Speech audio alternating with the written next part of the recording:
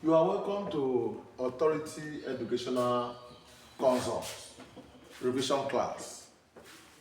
This is our segment 3 of our revision class. Question number 1. CH3, C, triple bond, CH. This is called propine. Propine.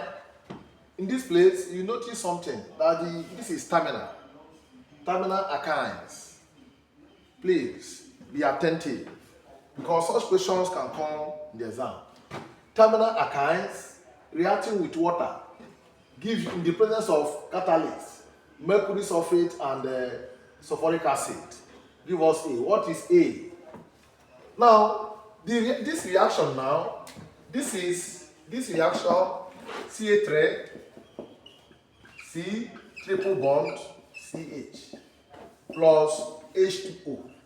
This reaction is called hydration of alkynes, mercury sulfate and H2SO4 is a catalyst that mediates in the reaction. So we are adding water, and addition of water to this compound follow Marconi's rule as usual. So you are going to break water, hydrogen plus and OH minus. What will happen? Hydrogen, following Marconi's rule, hydrogen will go to where there is more hydrogen, and OH will go to where there is less hydrogen. This is additional reaction. So it will split the bond. Bond broken. One bond is broken to form a double bond. You are going to have CH3, C, double bond, CH. Then you add OH here. Then hydrogen is here. This is called enol. Enol, not, this is E-N-O-L. Enol, not anol, not acanol, but an enol. Enol is an unstable compound. It does not exist. So it will undergo what we call tautomerism. It will undergo what we call what? Tautomerism. 1-2 ships to form the main product. What will happen is this. This rearrangement, this hydrogen here will split up here. And the bond here will come there. So the answer should be CH3, C, double bond O, CH3. CH3, C double bond O, CH3. This is what do you call this thing? Acanol. Acanol. This is acanol. This is propanol.